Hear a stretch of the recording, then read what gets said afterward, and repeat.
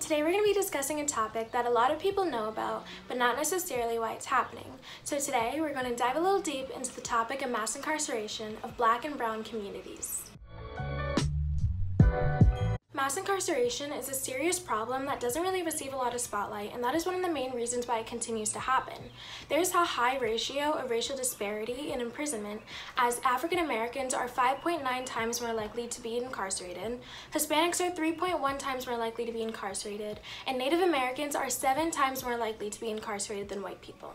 A lot of people inaccurately claim that Black and brown communities would not make up a significant amount of the prison population, simply if they just don't commit crimes, not knowing that the reality is Black and brown communities are over-policed as compared to predominant white areas. And also, due to the deep-rooted effects of racism and segregation, predominant minority communities are for the most part impoverished, and there's a lot of evidence that ties poverty to crime. And so it really isn't surprising that people of color have been incarcerated disproportionately. As usual, I believe the best way to fully understand something is by going back to how it began historically.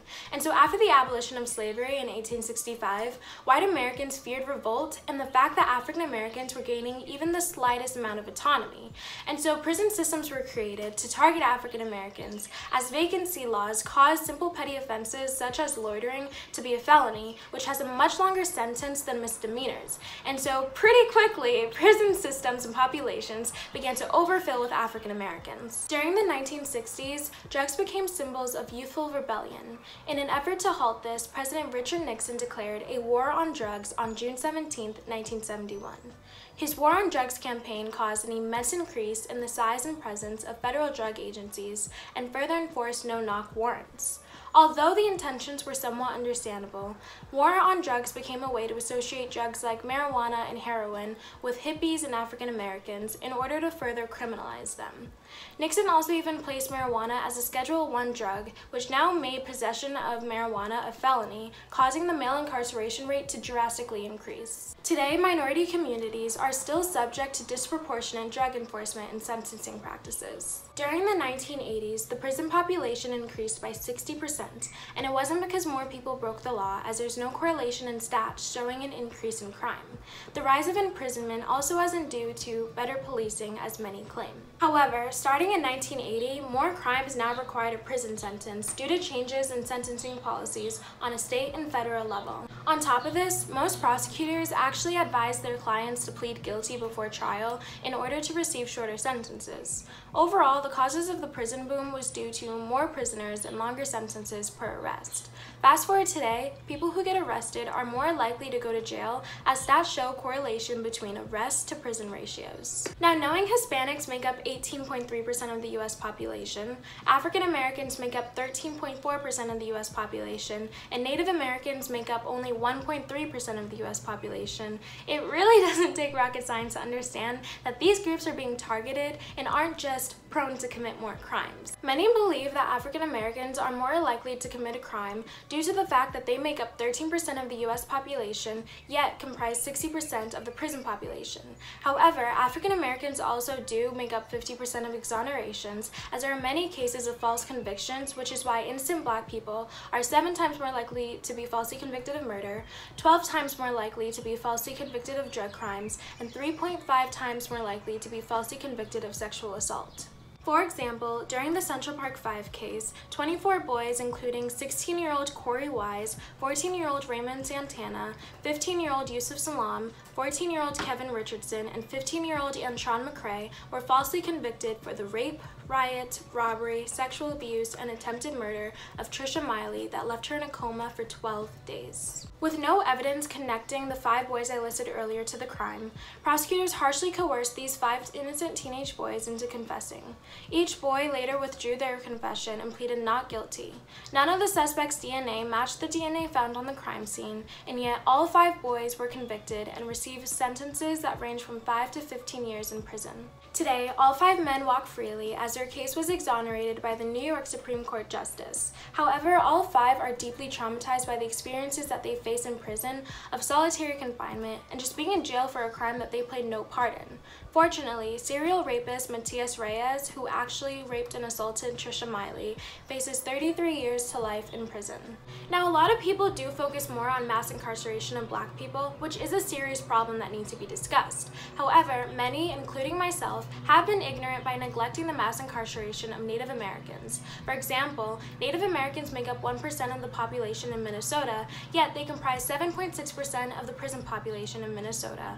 Also, Native American men are 4 times more likely to be incarcerated than white men, and Native American women are 6 times more likely to be convicted than white women. So why is this happening? Most Native Americans actually are not being incarcerated for committing new crimes. They're being incarcerated for violating their parole or probation conditions. But the thing is, Indigenous communities, especially in states like Montana, lack basic services near tribal land, which leads to the inability to meet supervision conditions. Some Native Americans have to travel 60 miles without any transit systems to aid them just to check in with their probation officer. For Native Americans who struggle with substance abuse that lead to their first conviction, they're unable to receive help due to cost and lack of treatment programs within their tribal area.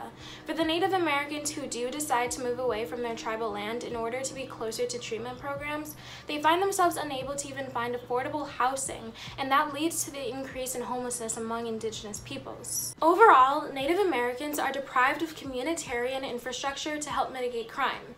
It's almost like we've set up a trap for Native Americans to stay incarcerated just so we can continue stealing their land, but I mean, that's a conversation for another day. Today, Hispanics make up 15% of the prison population and are the fastest group being imprisoned in the United States. Hispanic men are 4 times more likely to be incarcerated and the least likely to have their cases dismissed. And tying back to earlier when I said that there's a lot of evidence tying poverty to crime, 61% of Hispanics are more likely to receive low income as compared to 49% of African Americans. What's more shocking is that Hispanics are twice as likely to be admitted to state prison for drug offenses and half as likely to receive treatment than their white counterparts. So why is this happening? Let's talk about gentrification. Gentrification is basically when a low-income area wants to economically reconstruct themselves. As amazing as it is for these communities to want to improve themselves, it does leave a lot of room for disproportionate criminalization. For example, as these communities gentrify, the demographics change as higher income residents begin to migrate to those areas. This is honestly what creates the whole Karen and white-collar crime brand, as minorities in these gentrifying neighborhoods could literally be doing anything and still come across as suspicious looking, which lead to the cops being called on them. For example, Alex Nieto was murdered by police respondents after he was accused of behaving suspiciously in a place where he had lived his entire life. And it was actually a new resident in that town who called the cops on him. Or 12-year-old Tamir Rice, who actually would have graduated high school this year. He was playing in the park when someone called the cops on him, and he was shot and killed by police officers almost instantly. Or George Floyd, who had the cops called on him for a $20 counterfeit bill that we now know wasn't counterfeit, and yet he still had a knee on his neck for 8 minutes and 46 seconds. The list really does go on. Now let's talk about police presence in low-income and minority communities. Low-income and predominant minority communities are more prone to heavy police presence regardless of if that community is gentrifying or not. Now, the concern is that the greater the police presence, the greater risk for police misconduct and violence. For example, Eric Garner was stopped by patrolling officers while selling cigarettes because he looked suspicious. Eric Garner was soon murdered by chokehold while saying, "I can't breathe."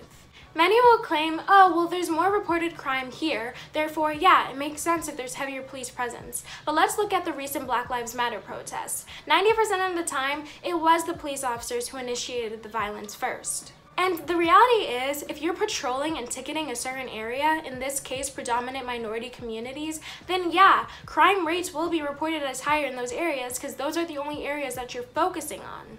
It really does tie to the cycle of incarceration. The majority of Black and brown prisoners are picked up from low-income areas that have high crime rates simply because of the overwhelming police presence. Once they complete their sentences, they're dumped right back into the same environment, except now with less opportunities, as people with drug offenses are barred from public assistance, federal student aid, and housing benefits. So what can we do?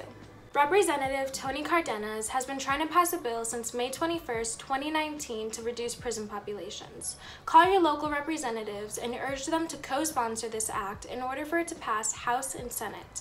There will be more information down in the description box about this. Before you call the cops on a minority for looking suspicious, ask yourself these questions. Is this person putting the general community at risk? If I calmly approach this person, would I be putting my own life at risk? Does what this person is doing really concern and bother me?